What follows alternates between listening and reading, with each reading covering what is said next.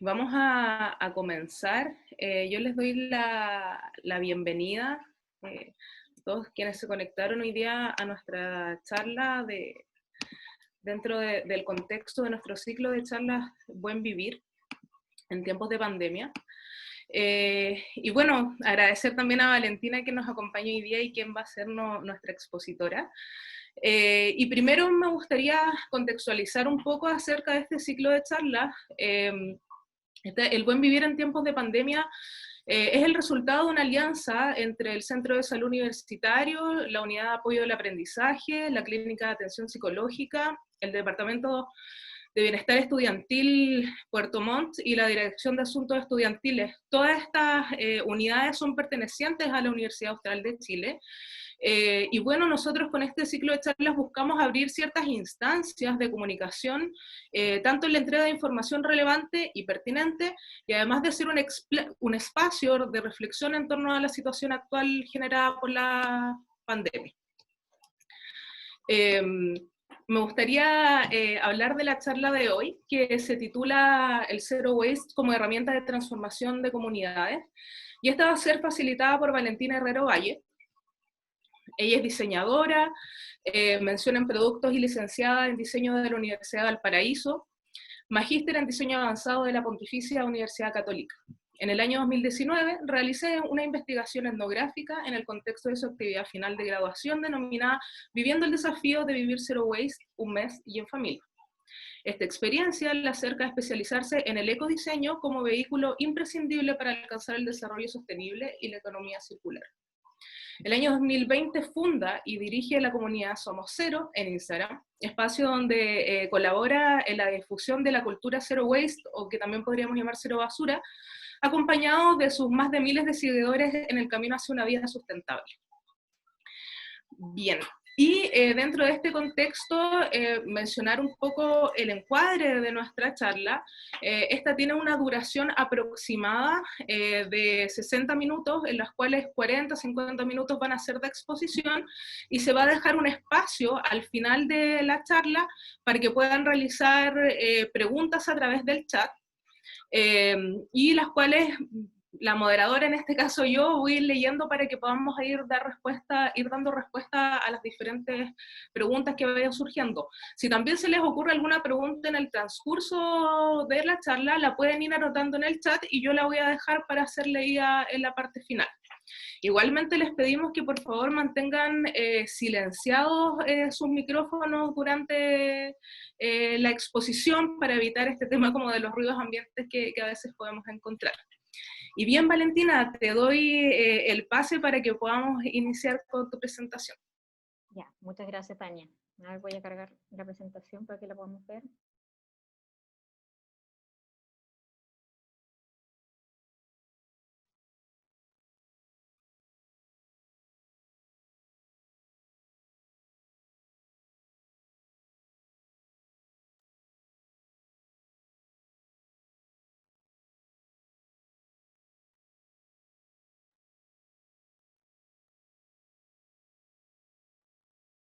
Ya. Muy bien, mi charla se llama El Zero Waste como herramienta de transformación de comunidades. Primero que nada, voy a hacer de repente algunas preguntas retóricas durante la presentación, y eso no significa que alguien tenga que pedir la palabra para responder. Como bien dijo Dania, si alguien quiere hacer una pregunta después, no hay ningún problema. Nada más hago esa advertencia. Bueno, para comenzar, también quiero explicar que dividí esta presentación en dos partes. La primera tiene que ver con los antecedentes de lo que, digamos, de lo que se trata este contexto de dónde viene la importancia de preocuparse por el zero waste. Y la segunda parte viene a tratarse sobre la experiencia personal que yo he tenido con el tema. Entonces, dentro de la primera parte, quiero que nos enfoquemos en esta imagen. Cuando miramos una imagen como esta, generalmente así podemos relacionarla con la palabra medio ambiente. Medio ambiente es aquel lugar que permite la vida, es el hogar de las especies terrestres. Pero a mí me interesa saber si alguien mira esta imagen, este es un ejemplo, podría ser también un desierto, un glaciar, cualquier otro tipo de expresión terrestre, pero mirando esta imagen, ¿podemos sentir esa conexión con el ambiente? ¿Se parece esta a la idea que cada uno tiene sobre su hogar? O de repente una imagen como esta que muestra una calle, que es una calle absolutamente, yo la elegí porque se ve como una calle sudamericana, con su arquitectura y su forma de urbanización, como para sentirnos un poco más identificados. ¿Nos sentimos más cómodos con un ambiente como este que está más intervenido por el ser humano? O quizás una calle como esta, u otra calle que tenga algunas referencias a una calle como esta, nos lleva o nos conducirá a lo que nosotros consideramos como hogar. Es importante preguntarse un poco por el ambiente, porque hay una palabra clave que voy a nombrar ahora, que es la pertenencia. La pertenencia es esa sensación que tiene cada persona de sentirse parte de algo. La satisfacción de sentirse que uno pertenece. Y esa pertenencia nos lleva a distintos sentimientos, también a un sentimiento que es la identidad, la idiosincrasia, y eso también nos lleva como a proteger, a querer cuidar aquello que es, nos sentimos parte. Muchos pueblos originarios o pueblos indígenas del mundo tienen esa conexión muy profunda y arraigada con la tierra. Pero también hay civilizaciones que han mostrado que no tienen esa conexión. Es decir, digamos que hay como dos visiones de mundo. Este donde nos sentimos sumamente parte y otra visión donde se pierde un poco esta conexión y nos enfocamos desde otro nivel. Me parece interesante destacar una cita que voy a presentar a continuación, donde muestro un episodio donde se unen estas dos culturas respecto a hablar sobre el ambiente. Esto sucede en Estados Unidos, cuando el presidente Franklin Pierce contacta al jefe de la cultura Duwamish, no sé si lo he dicho bien, pero es una cultura de indios americanos, lo contacta para pedirle que venda sus tierras, que venda sus tierras en el fondo a Estados Unidos. Y esto es lo que le contesta el jefe Seattle. ¿Cómo podéis comprar o vender el cielo o el calor de la tierra? Se nos hace extraña esta idea. No son nuestros la frescura del aire ni la transparencia del agua. ¿Cómo podrían ser comprados? Todas las cosas están ligadas entre sí. El hombre que escupe a la tierra se está escupiendo a sí mismo. Hay una cosa de la que estamos seguros. La tierra no pertenece al hombre. Es el hombre el que pertenece a la tierra. El hombre no ha tejido la red de la vida, pues él mismo no es sino un hilo de ella.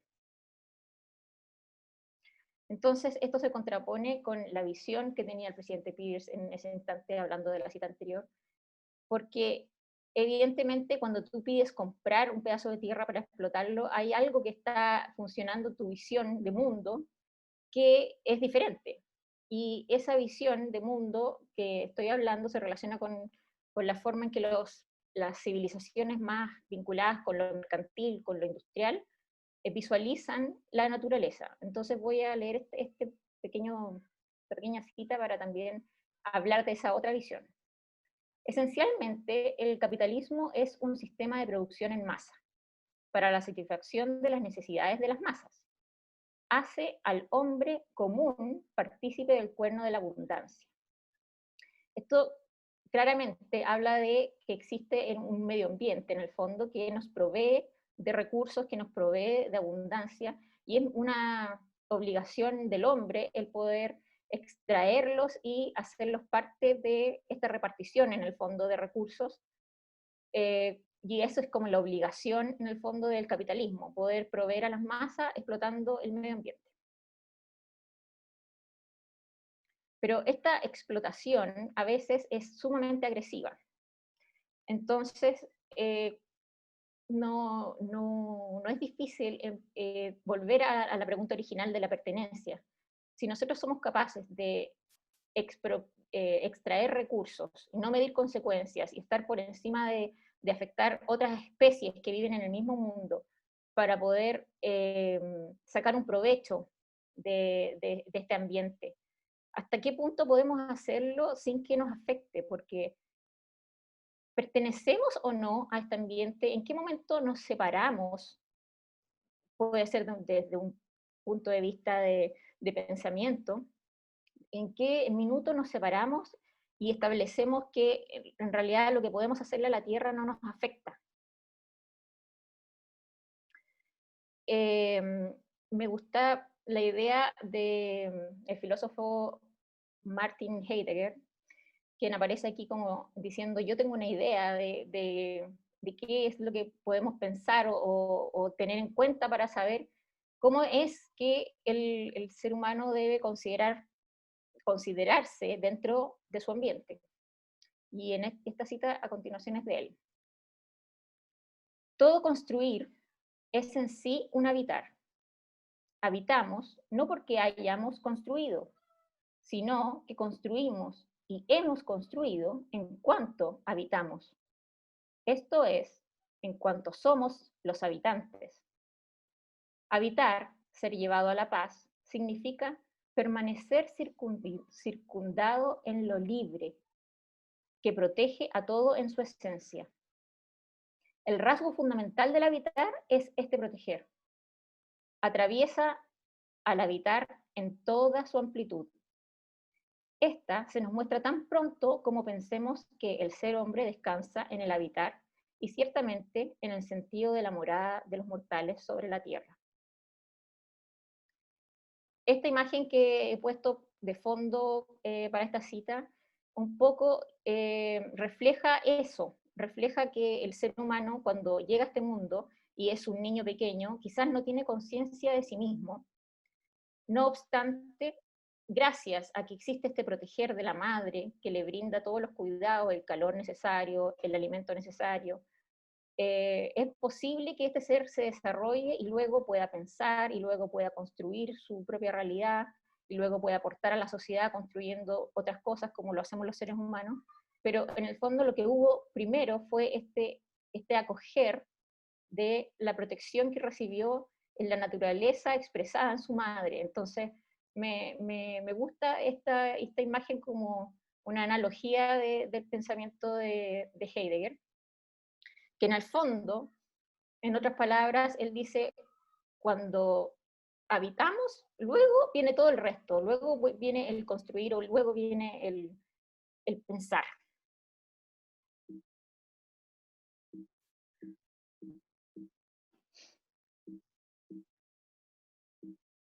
Va, algo me pasa que no puedo pasar. Ahí está. Estas palabras que están acá, inhabitantes y exhabitantes, son conceptos creados por el antropólogo Tim Ingold, quien los expone en un libro que se llama Ambientes para la Vida, del año 2012, y es también relacionado con este tema de cómo nos sentimos parte o no parte del mundo. Inhabitante es sentirse conectado, estar dentro del mundo. Y ex habitantes son aquellas personas que en el fondo se sienten estar fuera, hablan desde afuera como que nada de lo que suceda en el mundo realmente les afecta. Y esta cita también pertenece a Tim Ingold dentro del mismo texto que les comentaba. La sostenibilidad se predica desde la perspectiva de la ex habitación. Esto quiere decir que muchas empresas o corporaciones en el fondo, hablan de sostenibilidad, hacen propaganda y les gusta que la gente sepa que ellos están preocupados del medio ambiente, pero en el fondo lo hacen desde la exhabitación, les importa solamente la parte de marketing que esto signifique y no la realidad detrás de sus prácticas. Entonces es como que se situaran, y por eso me gusta esta imagen para expresar eso, es como que se situaran fuera de la Tierra, como que estas corporaciones pudieran extender sus hilos, moverlos y que nada les afecta, como que están realmente fuera. Y, y eso en realidad es una falacia, pero que cabe dentro de lo que nosotros podemos creer cuando creamos nuestra propia realidad.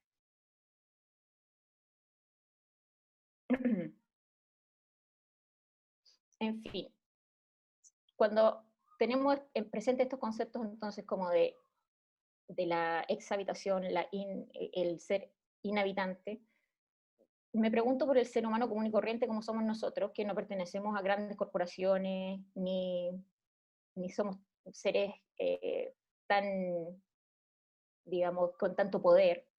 Si nosotros tenemos de todas maneras el derecho a tener esta decisión de decir yo quiero ser un inhabitante, es decir, quiero conectarme con el planeta, o sencillamente voy a ser un exhabitante y me voy a sentir desconectado.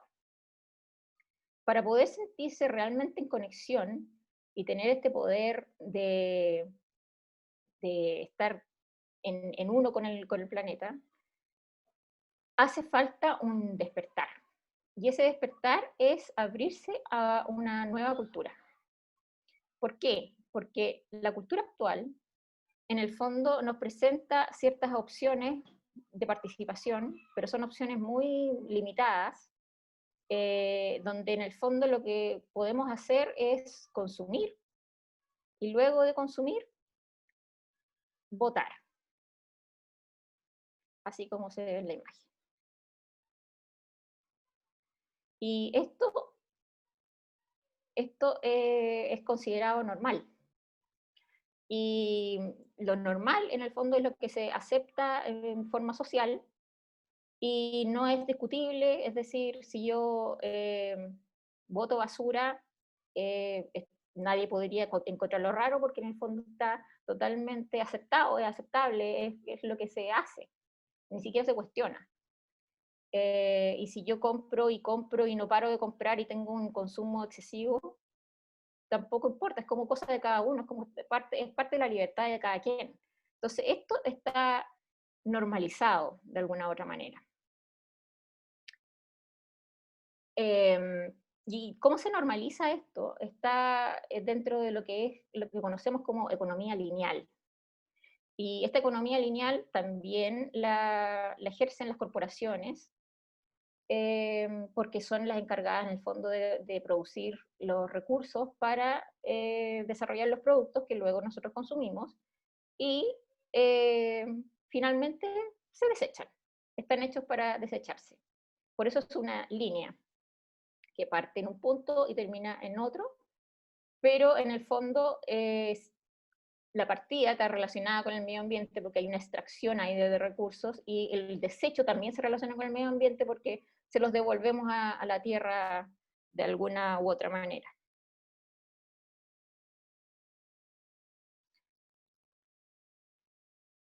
Esto que les mostré, esta línea de la economía lineal, está diseñada, no es algo que surgió de la nada, sino que en el fondo las estructuras que se manejan dentro del poder han desarrollado este sistema porque hay una conveniencia en que así sea, no es una casualidad o que se haya dado de esta manera. ¿Y quiénes son estas industrias que están detrás de esto o que han en el fondo diseñado este sistema?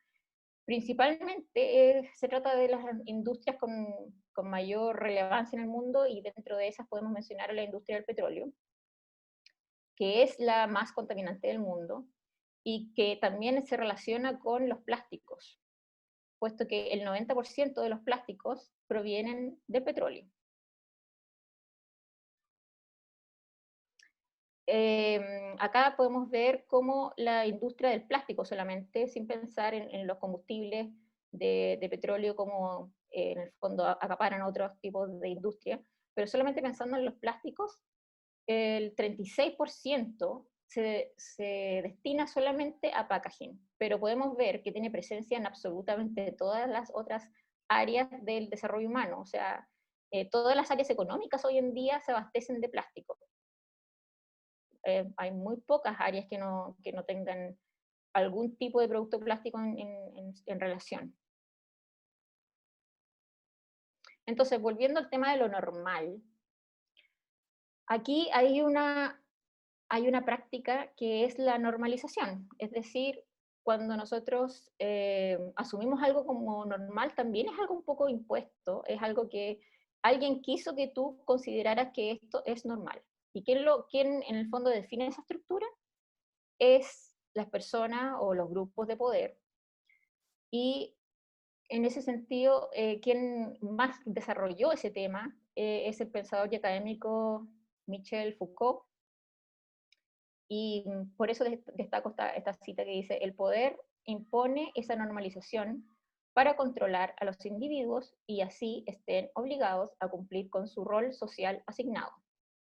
Es decir, todo lo que nosotros consideramos normal, en el fondo hay ciertos trucos para que esto suceda. Y Foucault se dedicó toda su vida a investigar en terreno este tipo de fenómenos. Todas las normas que nos rigen, él estuvo estudiando dentro de la cárcel, cómo funcionaban las normativas ahí, cómo funcionaba un asilo de ancianos, cómo funcionaba el colegio público, y se dio cuenta que, claro, si bien el Estado impone cierta represión, cierta forma de normar a través de las policías, también existen otros mecanismos mucho más sutiles para poder controlar a la población y hacerlos sentir de determinadas maneras para que actúen de determinadas formas y que consideren en el fondo normal ciertas acciones. Uno de los textos de Foucault es Vigilar y castigar, y en ese texto yo me baso como para poder comentarles este detalle de estos estudios que hablan de este tipo de fenómenos. Entonces, la ciudadanía es una categoría débil, sin espacio para la participación, ni lugar para el poder de oposición. El derecho de ciudadanía designa únicamente el reparto de una cuota de los recursos para la satisfacción de necesidades ocasionales y, por definición, privadas de la capacidad de transformarse en pretensiones de participación en el gobierno de sistema. Esto un poco es lo que les comentaba anteriormente, es como un resumen un poco de lo que hablaba sobre Foucault. La idea finalmente es esto, que los grupos de poder generan estas normas, ¿para qué? Para mantener controlada la población, ¿para qué? Para que esta ciudadanía se sienta como una categoría débil y no pueda ejercer más allá sus derechos de lo que a ellos les convenga. Entonces, como que dentro de los regímenes democráticos, por ejemplo, nosotros sentimos que tenemos el derecho a poder manifestarnos, pero mágicamente ese derecho se acaba cuando lo ponemos en práctica. Un poco esa es la forma en que funciona esta normalización. No obstante, nosotros, los seres comunes y corrientes que no pertenecemos a ninguna corporación, somos tan débiles como realmente se describe en esta visión o pensamiento que expuse, porque este pensamiento o cita que leí anteriormente es de los años 70, pero hoy en día no es que haya cambiado tanto nuestra posición, no somos personas poderosas, pero sí ha cambiado un poco lo que ocurre en este momento histórico en que estamos viviendo. Esta cita es de Bátimo y él es un pensador postmodernista. entonces tiene una visión un poquito más adelantada sobre lo que pasa con la sociedad. Lo que trato de defender es lo siguiente. A, que en el nacimiento de una sociedad postmoderna desempeñan un papel determinante los medios de comunicación. B, que esos medios caracterizan a esta sociedad no como una sociedad más transparente, más consciente de sí, más ilustrada, sino como una sociedad más compleja, incluso caótica. Y por último, que precisamente en este relativo caos residen nuestras esperanzas de emancipación. Y es así, tenemos esta esperanza de emancipación cada vez que utilizamos los medios de comunicación que están en nuestro poder. Antes, perdón, me retrocedí.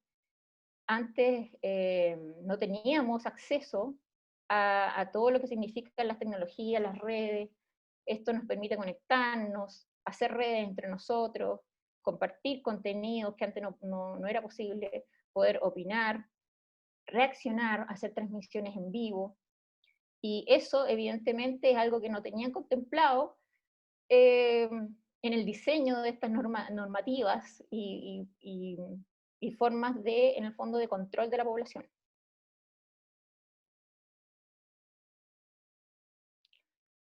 No se trata apenas de Internet y sus mundos virtuales de interacción multimedia. Son innumerables los indicios de que estamos viviendo una época limítrofe, un corte en la historia, un pasaje de cierto régimen de poder a otro proyecto político, sociocultural y económico, una transición de un mundo hacia otro. Esta cita de Sibilia me gusta porque en el fondo sintetiza el hecho de que gracias a que los medios de comunicación hoy están en tu bolsillo y todos los seres comunes y corrientes podemos contar con estos medios, entonces existe esta posibilidad de que hagamos un pequeño jaque a la forma que siempre se ha perpetuado para controlar a la población y que hoy en día podríamos tener quizás una luz de esperanza para poder cambiar ciertas cosas en beneficio nuestro o en beneficio a lo que nosotros en el fondo consideremos importante. Entonces así concluye mi primera parte de antecedentes y paso ahora a mi segunda parte, que es la experiencia personal. Nosotros somos una familia de 3, esta foto no es mía, no es nuestra, no somos nosotros, pero la ocupé para poder representar un poco mi familia, porque para mí fue muy importante trabajar con mi familia en el desarrollo de la investigación académica que hice para mi proyecto de título de magíster. Desarrollé una investigación etnográfica, pero con un sistema, un tipo de investigación que se llama autoetnografía. Eso significa que el investigador se investiga a sí mismo, en este caso a nuestra familia. Y nosotros somos una familia de 3, nosotros vivimos en el sector oriente de Santiago, nosotros hacíamos compras en el supermercado normalmente, nosotros reciclábamos, y el desafío que nosotros, o sea, bueno, que en el fondo que yo tenía que investigar es cómo se puede vivir sin plásticos por un mes. Y por eso toda mi familia está involucrada y todos estos antecedentes son importantes para entender un poco cuál era el contexto en el cual se hacían. Todos estos antecedentes finalmente forman parte de este documento que se llama Viviendo el desafío de vivir zero waste, un mes y en familia, que se entregó a la universidad como parte de todo el proceso de título, como les contaba anteriormente. ¿Y qué es entonces el zero waste? ¿Por qué yo me involucro con este tema? El zero waste es un movimiento creado en el año 2008 por Bea Johnson, una francesa radicada en Estados Unidos, que en el fondo, a través de su experiencia, de ser una persona muy acaudalada y querer un poco reducirse, ella se mudó y se dio cuenta que en esta mudanza era posible poder cambiar muchas cosas de su estilo de vida y al hacerlo se dio cuenta que no era necesario botar nada a la basura. Y esto puede sonar raro, pero a continuación yo voy a contar por qué. ¿Por qué no es raro esto de no producir basura o eh, no producir desperdicios en el fondo, que sería como una traducción más literal a lo que es zero waste en inglés? Eh, para eso voy a explicar un poco de qué se trataba el desafío que yo hice con mi familia. Eh, en mi familia, o sea, con mi familia nosotros rechazamos la mercadería envuelta en plástico durante un mes, compramos a granel para poder cumplir con lo anterior, compramos en la feria, empleamos envases reutilizables y adquirimos solo productos biodegradables. Y en el caso de que no se pudiera, hacíamos las compras en envases reciclables, en el fondo, obviamente con el compromiso de reciclarlos. No estuvo considerado, pero sí forma parte de lo que es Zero Waste, el compostar lo orgánico, el elaborar algunos productos en casa, el preferir productos locales y sustentables, y cuidar la huella hídrica y de carbono. Bueno, también transitar a dietas vegetarianas y veganas. Todos esos puntos que pongo al final forman parte de lo que es, digamos, el compilado de lo ideal de lo que uno tiene que desarrollar cuando se adhiera al movimiento Zero Waste, pero que yo por desinformación no lo incorporé en un comienzo. Hoy en día ya estoy incorporando mucho de esto en mi día a día, pero no puedo decir que en ese momento eh, el mes en el fondo en que duró el desafío contara con todos estos elementos. Acá podemos ver a Bea Johnson haciendo una compra zero waste, como para poder ilustrar cómo es que se desarrolla este estilo de vida cuando tú vives en una sociedad que no ha cambiado, que sigue estando llena de plástico y que en el fondo es, es parte de uno querer hacer la diferencia. En el caso de ella aporta sus bolsas de tela para poder comprar todo lo que ella necesite. La vimos comprando pan en una bolsa de tela, ahora está pesando su frasco de vidrio, que es reutilizable, que lo puede volver a lavar. Esta compra ahí ella está comprando pollo, lleva sus botellas de leche, siempre ocupa sus envases y no ocupa prácticamente nada del supermercado. Entonces, en el fondo este estilo de vida se trata de eso. Y cuando tú ocupas en el fondo elementos reutilizables como el vidrio u otros contenedores que en el fondo cumplan esa misma función, tú puedes hacer compras en las cuales no haya necesidad de adquirir envases o elementos que después no puedas gestionar. El zero waste es un acto político y ella lo dice muy bien cuando dice, cada vez que uno compra, uno está votando. Es un voto en el fondo. Cuando eliges qué hacer, no eres un ser que en el fondo tengas que ser tan obediente y hacer lo que en el fondo pareciera lo normal que hay que hacer. También puedes hacer lo que tú quieres hacer. Y en este caso se trata de querer no producir basura. De todas maneras, yo contaba cuando empecé con el desafío con muchas cosas plásticas, así que a pesar de hacer todo un esfuerzo por no incorporar nuevas cosas plásticas en mi casa, igual yo tenía un montón de estos elementos que ya estaban en mi domicilio y yo empecé a hacer un registro de todos los plásticos que yo iba teniendo contacto día a día. ¿Por qué? Porque en el fondo esto refleja cómo uno genera una dependencia en el uso de plásticos.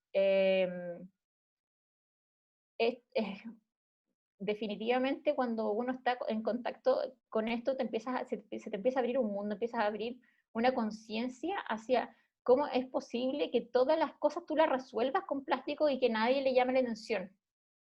Y que incluso cuando a ti te llama la atención y se lo comentas a alguien, las personas generalmente te miran como, como, ¿de qué me estás hablando? Si es como es lo más normal. Entonces, a eso apuntaba yo un poco de preguntarse qué es lo normal. Esto es una imagen del reciclaje que yo desarrollé en la época que estaba haciendo el desafío. Hoy en día he logrado reducir muchísimo mi reciclaje. Esto muestra que a pesar de estar haciendo todos los esfuerzos por, bueno, evidentemente hay muchas cosas acá de plástico que no fueron adquiridas durante el desafío, pero uno hace todos los esfuerzos por seguir este tema de reducirse y de ser responsable medioambientalmente. El reciclaje un poco, esa era la convicción que yo tenía, que al reciclar uno estaba haciéndole un bien al planeta, pero la verdad es que el reciclaje no es suficiente. Porque en Chile, por ejemplo, solo el 10% de la población recicla y el 90% de todo el resto que no se recicla va a la basura. El 90% es un porcentaje abismante. Y en el mundo, digamos que Europa tiene las tasas más altas de reciclaje que no alcanzan más allá del 30%, y las tasas que son más o menos parecidas a las nuestras e incluso menor está en Estados Unidos. Estados Unidos recicla un 9% de todo lo que produce. Y hay que imaginar la economía de consumo que ellos tienen, o sea, en relación a nuestra población, la población estadounidense tiene un impacto muchísimo más grande.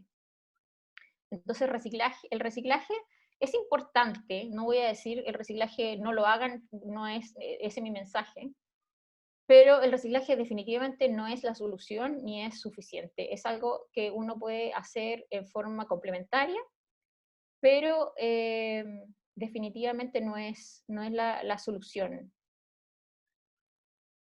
Entonces, yo para poder llevar a cabo el desafío, evidentemente rechacé el ir a supermercados, porque en el supermercado tú te das cuenta que no tienes la opción muchas veces de poder comprar sin plástico.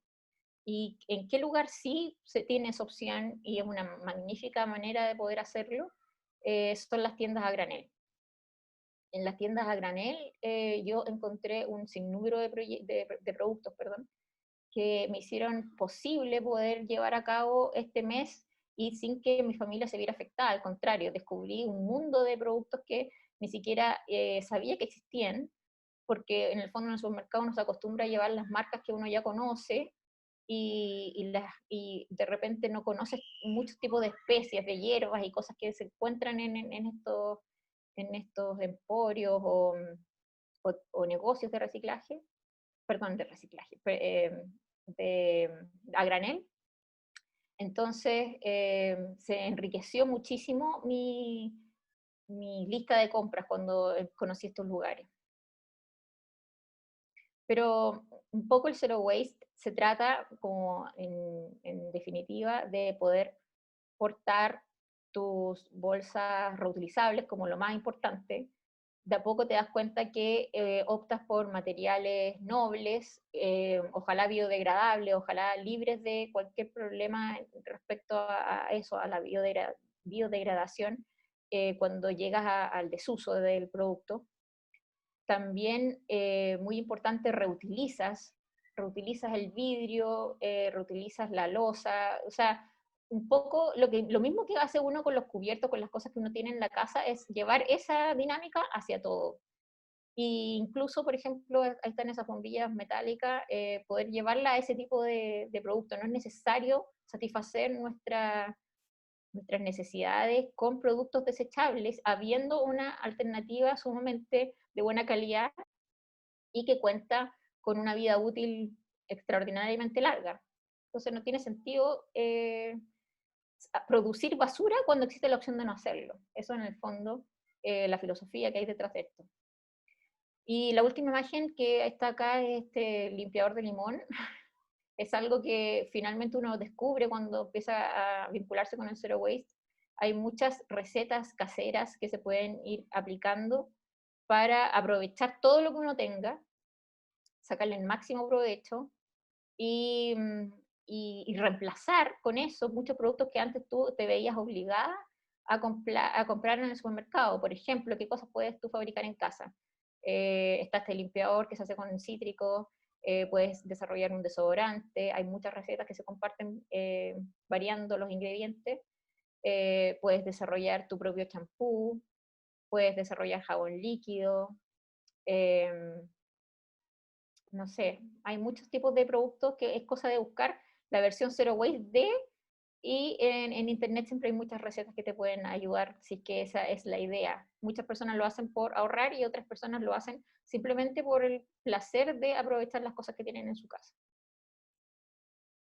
Entonces, lo que yo aprendí con este desafío respecto a Zero Waste es que es más económico porque cada vez que tú vas al supermercado, tú pagas por los envases que te llevas cuando compras algo. Si me llevo una mermelada, por ejemplo, estoy pagando el envase de vidrio más la mermelada. Eso es como lógico, ¿cierto? Pero esto ocurre con todo tipo de cosas. En cambio, cuando compro cosas en un lugar a granel, yo llevo mis envases, los recargo y los recargo y los recargo una y otra vez con el sistema como de refill, y de esta manera hay un ahorro a largo plazo respecto a los envases que dejó de pagar. Al final también terminas comiendo más sano y por ende te enfermas menos, porque en el fondo prefieres comer más orgánico, prefieres cosas que no vengan envueltas en plástico, eh, y eso influye en que tu dieta sea mucho eh, más orgánica. Eh, También ahorras cada vez que reutilizas, reparas o creas algo. Apoyas a las pymes, ese es un efecto secundario porque obviamente hay una red grande de empresas que se dedican a poder acercar, acercar a la gente productos hechos en forma sostenible, o también estas empresas que cuento que son pequeñas tiendas donde uno puede comprar a granel, y generalmente tienen este formato, que son pymes, que son empresas pequeñas, entonces uno las apoya cuando te metes en este circuito. Y casi no generas basura, o tardas más en hacerlo. O sea, es una diferencia abismal entre lo que nosotros como familia producíamos antes de desarrollar el desafío, cómo hemos ido paulatinamente bajando el nivel de, de basura, y evidentemente la basura es, ¿qué basura es? Porque cuando uno empieza, por ejemplo, a compostar los orgánicos, ya hay una parte importante, por lo menos el 60% de tu basura son orgánicos. Cuando ese 60% desaparece, ¿qué es lo que queda? O sea, finalmente lo que uno bota son las cosas que no tienen ninguna salida, y esas son las menos porque ya tomaste decisiones en las cuales te acercaste a pensar en qué vas a comprar en función del medio ambiente. Y por eso se acaban las compras impulsivas en el fondo. Ya no existe eso de, existe esta oferta, existe esta promoción, o sea, definitivamente tú ves cómo está compuesto eso, si es sustentable, si no, y si no cumple con ese criterio, tú lo rechazas. Esa es como la visión cuando tú estás dentro del Zero Waste, y por eso también ahorras. ¿Qué otras cosas, qué otros aprendizajes me llevo de esta experiencia? El plástico es una adicción socialmente aceptada. Definitivamente pasa que uno trata de desligarse del plástico, pero el plástico vuelve como boomerang, a pesar de que uno haga todos los esfuerzos por no comprarlo, por no tenerlo. Yo me di cuenta que, por ejemplo, mi hijo llegaba con un paquete de algo que se lo había regalado a alguien, y no hay maldad en esto, sino que definitivamente nosotros llegamos, o sea, perdón, estamos en un mundo que está lleno de plástico, entonces querer limpiarse es muy difícil. De hecho, yo puse una cita en mi proyecto de título que decía, como me siento como una alcohólica que trata de rehabilitarse, pero que le ofrecen trago todo el tiempo, porque eso es la sensación, o sea, es una analogía, evidentemente. Uno trata de limpiarse, de mantenerse limpio, pero es muy difícil. Otro punto es que el retail aplica prácticas que favorecen las compras con plástico, y esto es porque el plástico es un material muy económico, Entonces, muchas veces comprar en un envase reciclable es mucho más caro que comprar el mismo producto en un envase plástico. Por ejemplo, les doy el ejemplo de la leche en polvo. La leche en polvo en tarro es mucho más cara, a pesar de que el envase sea totalmente reciclable, y ahí en el fondo yo no estaría produciendo basura al reciclar este envase. Es mucho más caro que comprar la misma leche, pero en una bolsa plástica, aluminizada.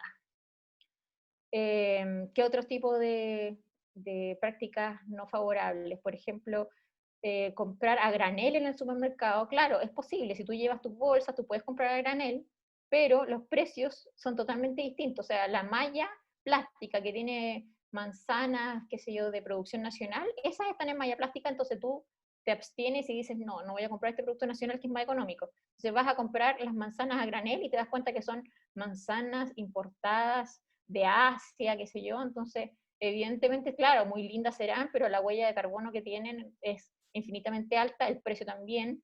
Entonces ahí es cuando tú te das cuenta que si quiero ser zero waste, tengo que pagar el precio. ¿Dónde? En el retail. Otro aprendizaje, las mujeres lideran el movimiento Zero Waste. Esto es una observación transversal, no solamente en Chile, en el mundo completo. Esto es así, la mayoría de las personas que están interesadas en desarrollar el Zero Waste son mujeres y esto se relaciona mucho con el hecho de que solo las personas que administran el presupuesto de la casa pueden optar a hacer Zero Waste. Y esto no lo digo desde una perspectiva como de que no, el zero waste está totalmente cerrado a las personas que son dueñas de casa y toman decisiones. No, no es así. O sea, personas como estudiantes o como niños también pueden tener muchas actitudes y decisiones zero waste, pero como no son las personas que toman las riendas respecto al presupuesto familiar, entonces es difícil que tengan impacto sus decisiones. Siempre en el fondo van a estar supereditadas a lo que otra persona, que es la que en el fondo corta el queque, por decirlo en buen chileno, tome esas decisiones por ti. Usar tus bolsas reutilizables y contenedores puede incomodar a los otros. Eso es una realidad en la cual uno tiene que estar preparado cuando uno enfrenta el zero waste. Uno va con sus bolsas a lugares que no están acostumbrados a recibirte con las bolsas, a pesar de que hoy día un poco ha cambiado el tema. Pero sí puedes incomodar cuando las personas tienen ya su sistema instaurado de que entregamos este producto de tal manera y tú le pides no, entréguemelo en mi envase. Entonces a veces dicen, eh, te hacen pasar malos momentos o definitivamente te dicen que no se puede, que existe una norma, que no se puede. Entonces, sí, uno incomoda a los demás muchas veces cuando hace este tipo de cosas, pero también existe la otra realidad de personas que te felicitan por estar haciendo un cambio. Entonces, hay de las dos experiencias. Uno se puede encontrar con buenas experiencias y con malas. La clave para moverse al zero waste es ser organizado y prever situaciones. Esto lo digo porque, así como hablaba yo antes de usar bolsas reutilizables y contenedores, también es necesario poder siempre cargar esas cosas. O sea, uno tiene que estar pensando en que si voy a ir a comprar a granel, tengo que tener mis contenedores preparados, tengo que tener todo dispuesto para poder llenar estos envases. Si voy a ir a comprar, no sé, hay personas que van a comprar queso o jamón al supermercado y llevan su pote para poder hacerlo, lo más probable es que le digan que no, pero hay negocios pequeños que sí te permiten hacer ese tipo de compras. Y en ese sentido, la clave es, como decía en un comienzo, es organizarse y prever situaciones para no tener que caer en la tentación de lo fácil, que es llevarse al tiro el envase que en el fondo está pensado para que se vaya a la basura. Las tiendas a granel tienen más productos de lo que se cree. Eso es una gran verdad porque yo tenía considerado que las tiendas a granel eran como estos emporios donde solamente yo iba a poder encontrar legumbres y frutos secos y eso era, pero no es así. Las tiendas a granel hoy en día tienen un surtido muy amplio. Puedes encontrar detergentes, champú, cremas, aceites, aceite de maravilla, aceite de oliva, aceto balsámico, vinagre, puedes encontrar crema para el cuerpo, muchos productos, y además, no solamente productos a granel, también puedes llevar al detalle, por ejemplo, no sé, cepillos de diente de bambú, pétalos reutilizables para desmaquillarse, no sé, hay una infinidad de productos que hoy en día se pueden encontrar en las tiendas a granel que te facilitan muchísimo la tarea de querer incursionar por este camino. Ahí se me devolvió. Entonces, vivir zero waste implica una logística diferente. Y eso quiere decir que sí, vas a tener que, si quieres en el fondo ser zero waste, vas a tener que conocer nuevos proveedores de productos, de repente hacer compras que antes las podías resolver en un solo punto, ahora vas a tener que hacer micro compras en distintos lados porque te dateas de que tal proveedor vende tal cosa, este otro vende esta otra, y al final, en el fondo, vas haciendo tu repartición de presupuesto en distintas partes, y esa logística es distinta a comprar en un solo lugar como quizás la gente que va al supermercado acostumbra.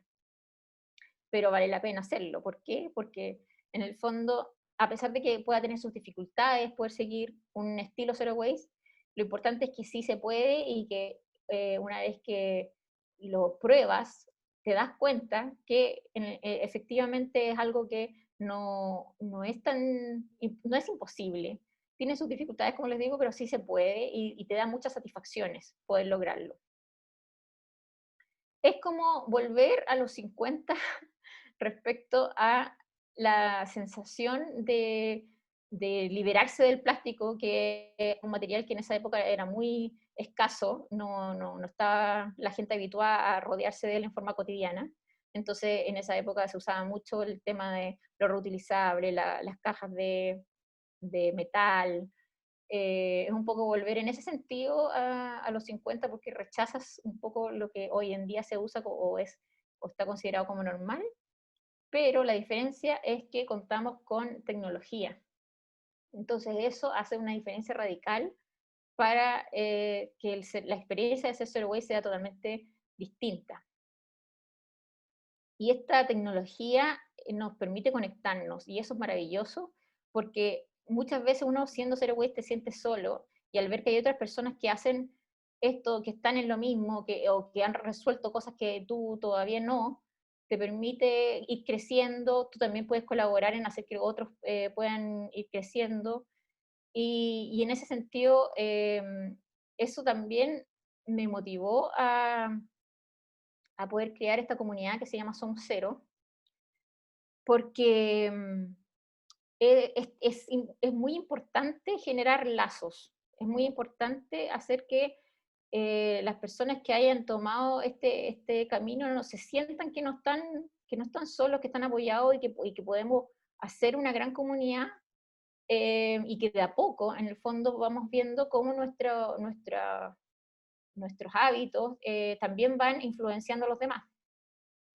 Y ese de a poco, digo, puede ser como que al principio uno lo vea como, oye, pucha, estoy solo, o sea, no somos muchos los que estamos en esto, pero de verdad que uno va notando a medida que está ahí enfocado en este tema, que cada vez la influencia del tema está siendo acogida, no solamente dentro de nuestro propio círculo, también fuera de él.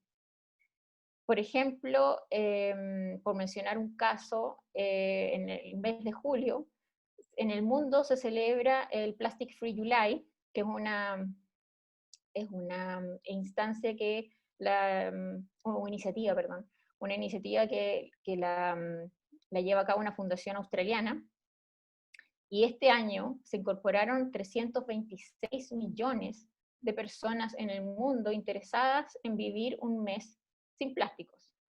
Entonces, eso es motivante porque uno siente realmente que no somos, como dice ahí, somos cero, en realidad no somos cero. En el caso de esta comunidad, por ahora somos 1.700 personas, un poco más. Así que no hay que sentir que estamos solos en esto, en realidad somos una gran comunidad mundial.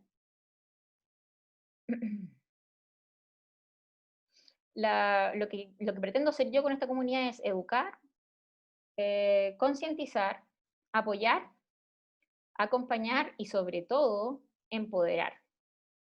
Porque como les comentaba en un comienzo, es muy fácil perderse, seguir la corriente y no tener la personalidad como para decir, basta, no quiero seguir con este sistema, no quiero seguir alimentando el océano, por ejemplo, por alguna manera de decirlo, con basura, con plástico, no quiero ser yo esa persona que haga este tipo de daño. Entonces, para poder tomar esa decisión, esa determinación, hay que tener personalidad, y esa personalidad solamente logra tener esta fuerza cuando te sientes que estás empoderado. Y esta frase es clave en el Zero Waste, la hizo Anne-Marie Bonneau, que es una chef Zero Waste, y es clave porque dice que no necesitamos un puñado de gente haciendo Zero Waste perfectamente, sino que necesitamos millones haciéndolo imperfectamente. Y quería terminar diciendo que yo a Greta le creo, la contaminación es real, el cambio climático es real y no hacer nada es suicida. Así que los invito a sumarse, no solamente a la comunidad Somos Cero, sino que también a este movimiento, porque esto no puede seguir pasando. Yo estoy convencida de que nosotros, si realmente queremos nuestro medio ambiente y nos sentimos parte, podemos hacer las cosas distintas. Y esta pandemia, este claustro forzado en el cual nos encontramos, puede ser una excelente oportunidad de reencontrarnos con nosotros, con nuestra naturaleza y cambiar el mundo entre todos nosotros. Eso es. Muchas gracias.